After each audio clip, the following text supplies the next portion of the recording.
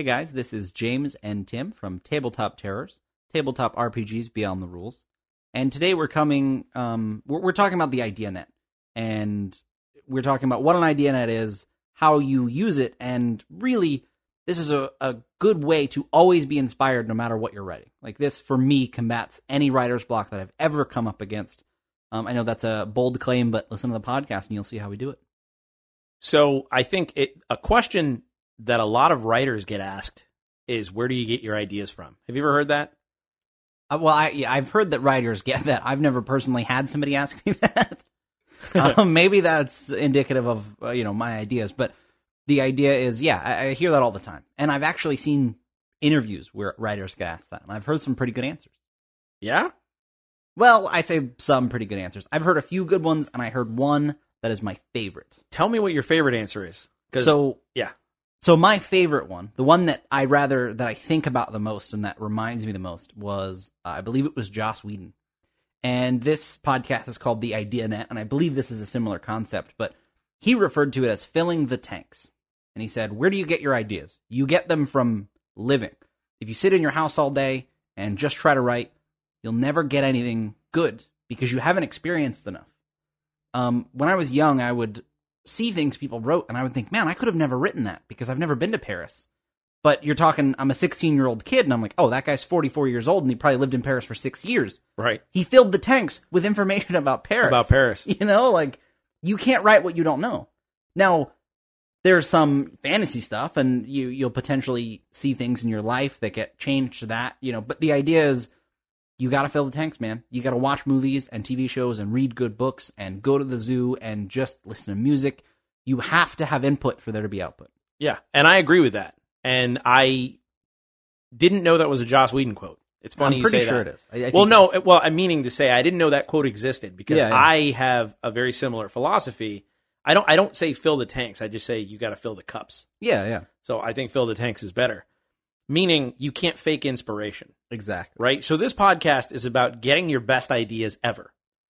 And the thing about it is, I think filling the tanks is good advice. I think filling the cups, being inspired, I think that's good advice. Yeah, to me, that's step one. I think it's half of the advice. Exactly. I think that because here's what happens. When you're inspired about an idea, you're thinking about it, I don't know, if you're like me, you're super inspired by it.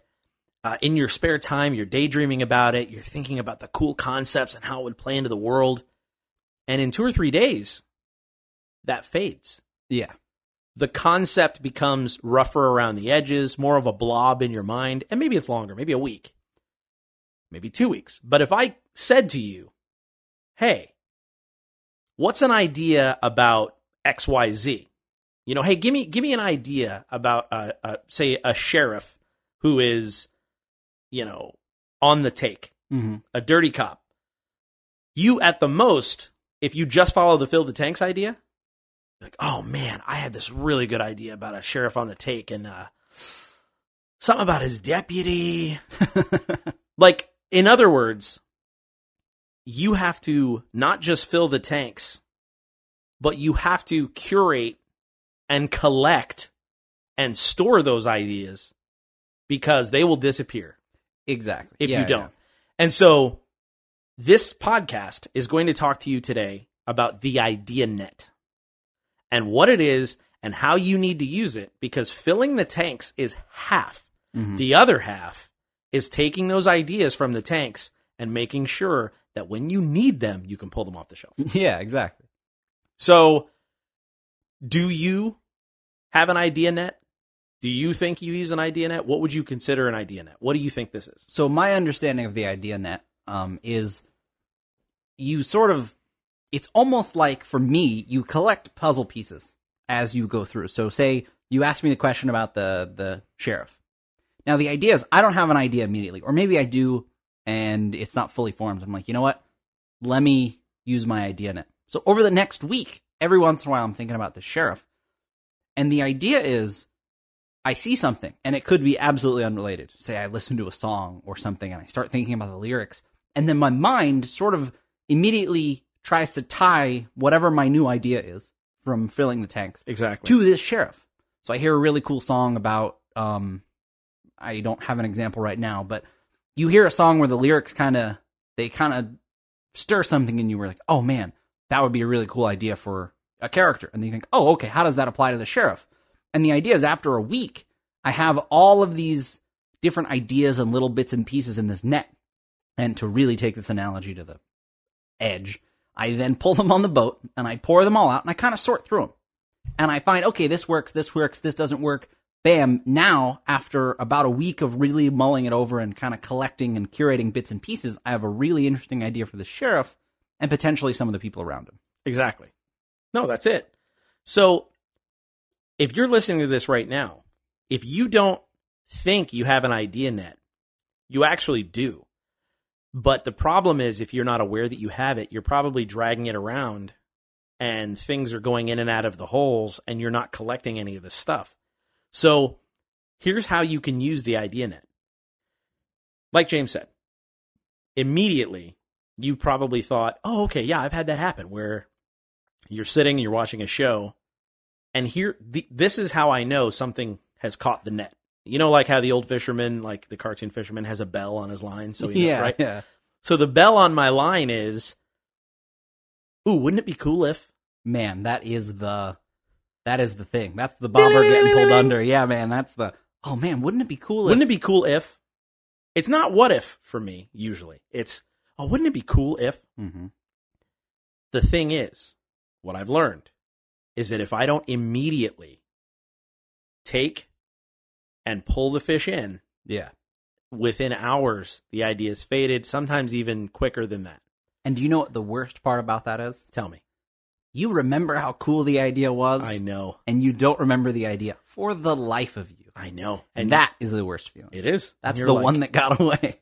Exactly. I don't do much fishing, so this analogy is kind of fun. It is. Yeah, right? So here's how this to me is how to use your idea net. The idea net is all those, oh, wouldn't it be cool if? Mm-hmm. And you collect those, like you said, throughout the week. Now, the second half of this, and this is where the filling the tanks comes in. Yeah. To me, don't think of it as filling the tanks. I've got this really cool little storage room. And I imagine it having one little, like one little click light and a bunch of wooden shelves. And I sort my ideas and I put them all in there. So anything in my net, and I do it every few days. Yeah. Because if I don't, like you said, they become the one that got away. Exactly. They become this weird nebulous thing of like you had a really cool idea and you only remember some of it. It's just not as cool anymore. And yeah, it fades away. Exactly. Now, I can prove this because there are ideas that when I go to my storage room and look at an old one, it's a new concept to me. That's also one of the best feelings. I'm like, oh, wow. Is having a cool idea and going back and you're like, wait a minute, that's my idea? It's like, that is such a cool idea. Yeah, but again, the reason why I have proof that if you don't put it right in there and file it and categorize it, I will, like, you know, you and I, we plan a lot of stuff, and I'll be like, oh, no, dude, yeah, no, I got a cool idea for a sentient undead race. Hold on, let me go pull up the Google Doc. And then I will, and I'll be like, oh, wow, this is way cooler than I thought. I was thinking it was X, Y, and Z, but it's really A, B, and C. Exactly. So if I wouldn't have taken those pieces from my idea net and filed them into this room, this tanks, or however you want to call it, yeah, then when I needed sentient undead, it would have been a ghost of the idea. Yeah, right? Exactly. So that's the first part of this. We wanted to kind of establish, okay, what is an idea net? That's the idea net. It's the thing that you're dragging around that when something inspires you, you go, oh, wouldn't it be cool if? Exactly. It's your bag full of wouldn't it be cool ifs. That's it. Whether you're a writer or you're doing anything or you have any plans to make anything, I think I should make that clear. Is we started with the idea of the sheriff, but the idea net doesn't only work retroactively. In the same way, you have your idea net and then you get asked a question, and like you said about the sentient undead, then you say, oh, I have something for that. Rather than, you don't have to know what you're trying to think of first. Exactly. You can always go back and say, oh, I had a kind of an idea like that. I can rework it a little bit and it'll still be perfect for that. And this is another super huge benefit of having this. There have been so many times where we'll be writing a supplement or we'll be working on a game or whatever we're doing, and I need something, anything. Mm-hmm. It's so much better to be able to go in that room, click on the light, and just look around. Exactly. See what you have there. Yeah. I don't sometimes know that I need a sheriff who's on the take. Sometimes I'll be like, oh, let me see here. I need something. Oh, I've been interested in using this cool magic system, that can X, Y, and Z. Exactly. Yeah, this is perfect for that. So it's also cool that you have this, like I said, it's an inventory of ideas that inspired you. I was going to say, that's actually a good way to put it. It's an inventory of inspiration. Right. These ideas that inspired you, and you're like, okay, start fresh. Like, I want to run a game. And in fact, I'd like to give an example of this working based on a game that I ran. So I heard a really cool song called Chair Kickers by a band called Brown Bird. I was really big on it, and it was really interesting, and it was about, seemingly a little bit archaically, about the people that hung people. They were the people that were tasked with kicking the chair out from under people that were being hanged. And if you think about it, those people are the ones that are murdering someone, whether it's their job or what. So I heard that song, and I really liked that idea. And I really liked that song, and I heard it. And then eventually I had to run a game. I was running a Copper Jackals one-shot, and I heard that song, and I thought, wouldn't it be cool if there was a group of people that did that? Like, just, that's it. That's where it started. I thought, okay, who are these people, and what do they do? And later then, as I mulled this over, it took about a week, I was thinking, all right, they've formed sort of a religion, or more like a cult, around this belief that, they have the power because they kill people. And then it later turned into, okay, this whole town doesn't believe in killing people, so they require these people to kill people. And that all just came from a song that I heard. Exactly. And it was like, that was what I did. I knew I had to run a one-shot, and I looked in my idea net, my storage unit, and I thought, I want to use that. We'll just base everything off of that, and then, I'll build it out as it goes. So I want to jump into the second half of this, which is, we told people what this thing is, what an idea net is. I want to use that example and give people a working model of how to do this. Mm-hmm. How do you empty the net and put it in the inventory? So there are a few different ways that you can do this, okay? And it's whatever you're comfortable with. I'm going to tell you a few ways that I've seen that are popular, and then I'm going to tell you why there's one way in particular that I've moved to and the flaws of these other ways, right? So, and you interrupt me at any point, but I'm just going to throw these out there. The easiest, quickest one that I've seen is taking notes on your phone. Yeah. You pull up your smartphone, you do, write a quick note to yourself, and then you have a running notepad on there. One that's similar to this, it's in line with it, it's slightly different, emailing yourself. Yeah. You have an email address, and you just email yourself with a subject line of Chair Kickers, game idea, and then in the body of that, you put, what if the Chair Kickers were, a cult who required people to be killed, but due to their own religious beliefs, they forced others to do the killing for them. Exactly. Send. Those are the two really popular ways. Okay. Now, included in there, using the phone situation would also be voice memos. I'm going to tell you why those three ways are fine, but don't work like a storage room. It's really hard when you need those things to go back and find them quickly and easily. Exactly. Even with Google search. Yeah, they need to all be in one place. Right. So I've tried the notes on my phone, which is okay. That's not the worst. I've tried voice messages, which is the worst one. It's good to get an idea out, but there's no indexing. There's a lot of little nuggets in there, and it's like there's no real way to find what you need when you need it quickly. Yeah. And then the third way, which is emailing yourself. All of these ways, they're fine, but it's difficult to pull up exactly what you want at the exact right time. So here's the way that I've ended up doing it. You tell me what you do. I use Google Drive. Mm-hmm. And what Google Drive is, it's free. It's free online in the cloud storage space that's tied to your Gmail account. I don't know I think you need a Gmail. Well, you need a Google account. That comes with a Gmail and a Drive. So it's gotcha. You just need a Google login. The reason why I use this is because there's an app on the phone that allows me to essentially go into my Drive which I consider my Google Drive is my storage room. Yeah, exactly. Right? So what do you use? Well, so I actually used to use, before Google Drive was, I wouldn't say as popular, before I knew about it as much, I did something very similar, but it was an app and a cloud storage thing called Evernote. And it was the same deal. You log in and it's all in the cloud. So that means if on my iPad, my iPhone, someone else's computer, if I need something, I log into Evernote instead of my notes. This was before, like I said, before Google Drive was huge or I really understood it. Actually, it was back when it used to be Google Documents and it was a little less intuitive. So the idea is now I use Google Drive for the same reason. So I think that's the important point is you can have the idea net. Like you said, that's step one. Step two is making sure you arrange them in such a way that makes sense.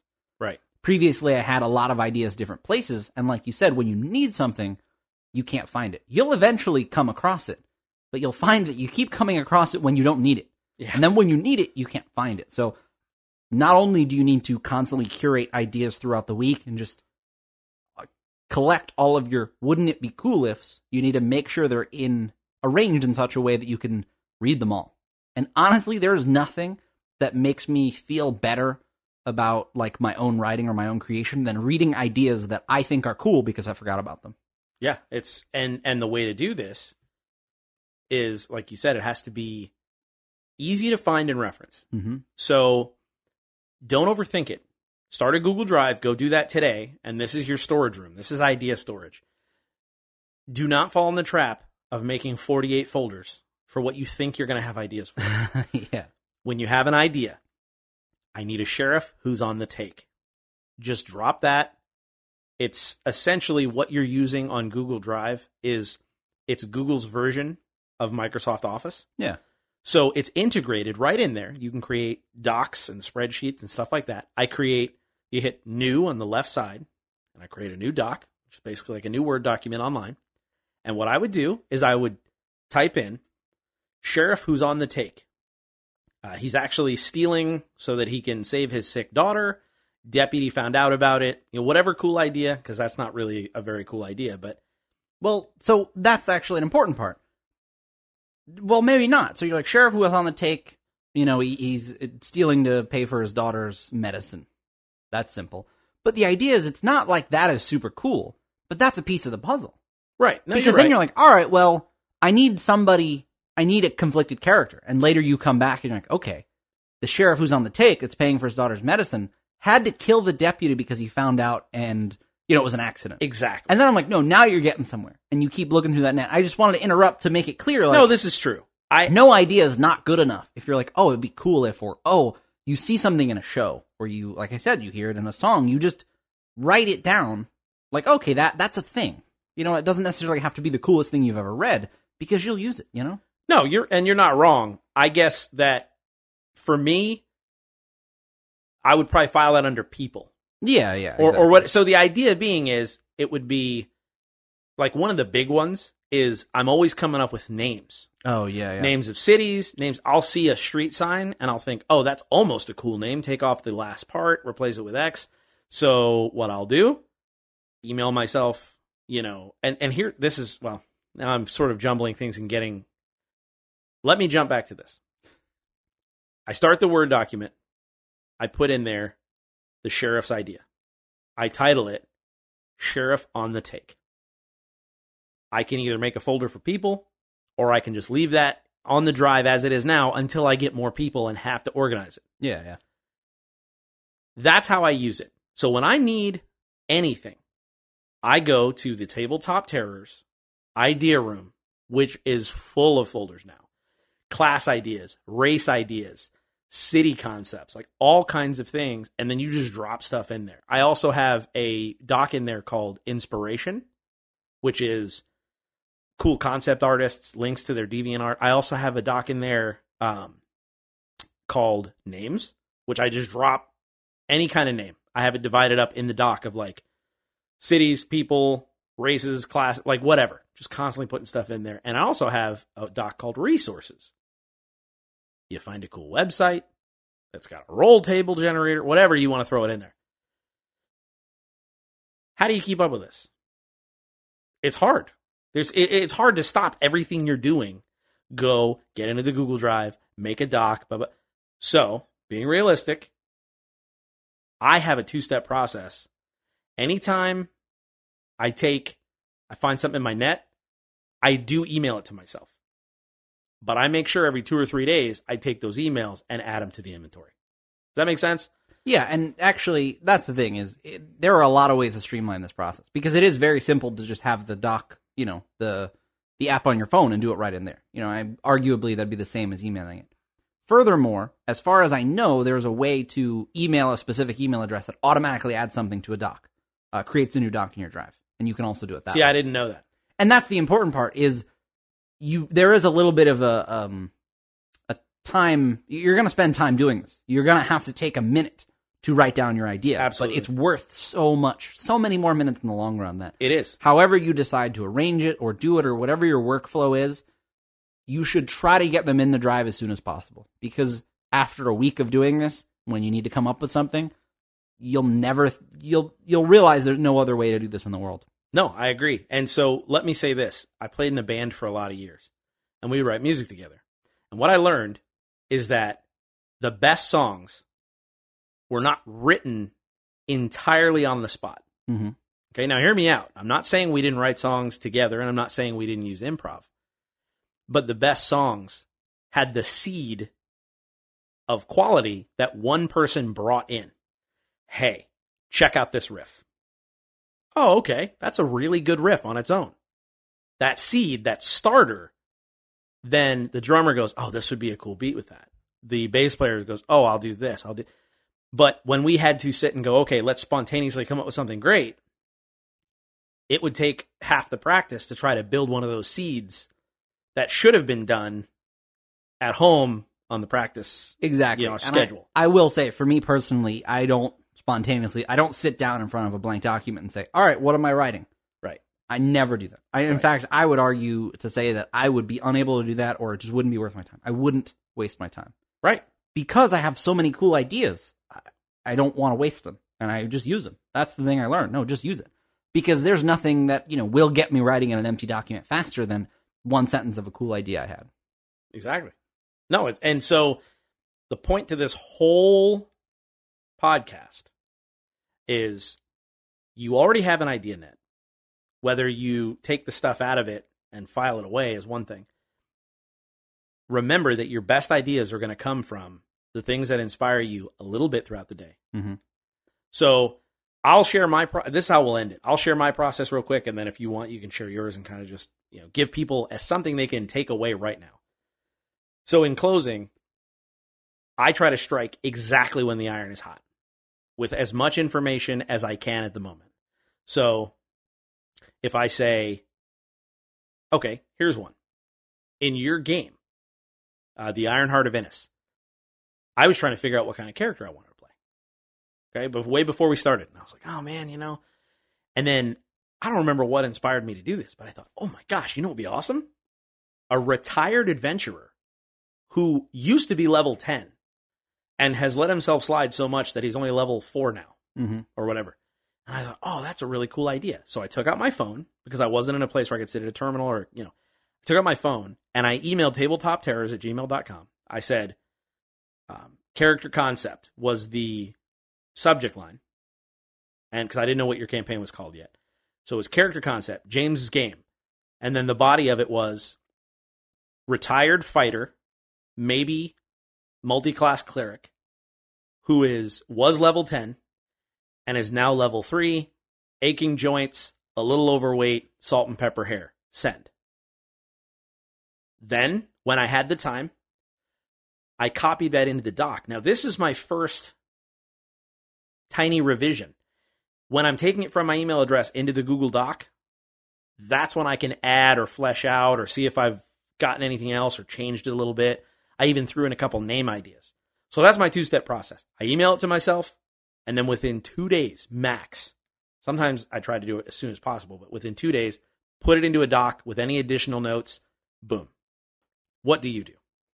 So I do something very similar, but that is the important part, is I will also, just strike when the iron's hot. The reason I email myself, I know we sort of suggested that, maybe you don't do that. And especially at the beginning, maybe it's not a good idea. But the reason I email myself is because I can do it from the messenger on my phone. I literally just open a new message, say, who do you want it to? I put in my email address. That's a thing that totally works. I can literally write a text message to my email that says it, whatever my idea is. It works just fine. I go in there. The reason that works really well for me is because I work very diligently to make sure my email only has things. It's almost like a to-do list. So if I leave an email in my inbox, it's because it's an action item for me. I need something, in order to clear that, I have to do something. And so when I need to do something, I'll go through my emails and stuff. And so it's the kind of thing where it will never get lost in my email. And I'll come back to it and I'll click on it and I'll say, oh, that was really cool. I don't have time now. Let me mark that as unread. But it keeps reminding me of it, And eventually, when I have the time, similar to yours, I'll go in there, I'll copy it, and I'll do exactly what you did. I'll put it in there, and I'll have already thought about it for a week. Because I've read this email a few times. I'll be going through my inbox to see what things I can clear from there. I'll read this, I'll read that email, then I'll be able to flesh it out a little, and then it'll be a little bit refined in my Google Docs, and then when I need an idea, or I remember I wrote something down, like you for the character concept, if I remember, oh no, I have something for this, let me go see, then it's there. Right. And so it's very similar process, but even if you just get a little notebook and write it down, no matter what, keeping your ideas is best, but eventually you'll fall into a workflow that really works for you and means you keep thinking about the idea and keep fleshing it out slowly before you need it. So you're looking at a paragraph when you actually need it for something. And It's a lot cooler than when it started. I love that. If you do go with the email way, which is, again, it's perfectly great, watch those subject lines. Yeah. You want it to be something you don't have to click through every email to find. So I know James and I are notorious for my subject lines just contain random words that I know I'll search for someday. And that's the thing. That's why mine works so well, is because my email is I use it a lot for work. So it's the kind of thing where I always have only the stuff I need in there. Right. If that didn't used to be the case, then I would lose stuff all the time. So yes, like I said, if you use the email way, you either have to do like Tim and do it immediately as soon as you get it, or, if you have an email inbox that you are always checking. Mine are always no subject because I text myself an email. And right. So danger zone. Exactly, but the idea is it's because of the workflow I have in my email, it just works out. Well, and that works for you. And everyone listening, find what works for you. Yeah. The point of this was to give you some actionable stuff. So if you use a paper notebook, that's great. Make sure at some point you either take photos of the pages or scan them in or something. I've heard horror stories of water spillages, and that's painful. The downside of Google Docs, which I said, is you need the internet. And if you're in a place that doesn't have internet, you can't access your stuff, and then you're stuck.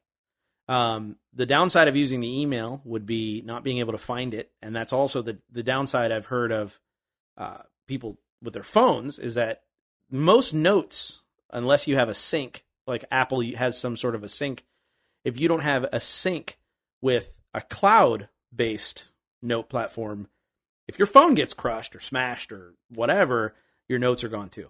So find a way that works for you. But in the end, you've got an idea net tied to your little belt there and you're dragging it around. Just don't let the junk fall in and out of it. Take it, put it in some sort of inventory. Now, that was a really good ending, but I want to amend something that you said. Sure. Actually, Google Docs does work offline. You can create docs and stuff on your phone, potentially on your computer, but more on your phone. I just tested it. If you create a doc, it'll just sync the next time you do have internet. So it would be like taking a note on your phone on your, Apple phone, but it'll work, it'll work offline. But the danger would be you wouldn't be able to access it. Well, exactly. Right, so until the next time your phone gets internet, which, let's be honest, is going to be in 5 minutes when you leave the tunnel that you're in. Yeah, no kidding. Yeah, no, I know. And it's very rare you won't have internet nowadays. Yeah. But there's that, look, if you're going on vacation and you're going up to Indiana, like one of those, like we vacationed in Indiana before, we've gone up to Washington, and sometimes you're in places where it's like, I'm going to this lovely log cabin for a week, and you're like, I was going to world build. Well, exactly. And that's what I'm saying. So if you were going to need to access it. Well, exactly, but you can't access anything because you don't have the internet.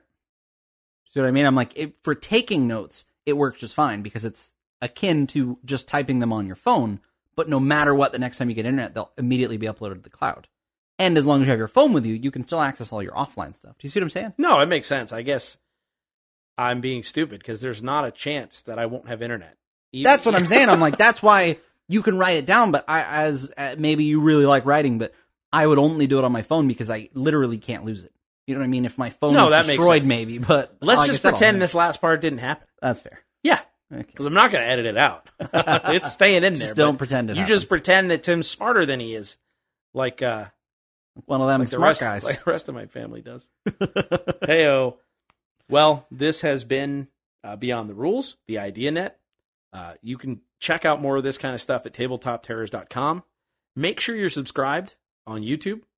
Check us out. It's youtube.com/tabletop terrors.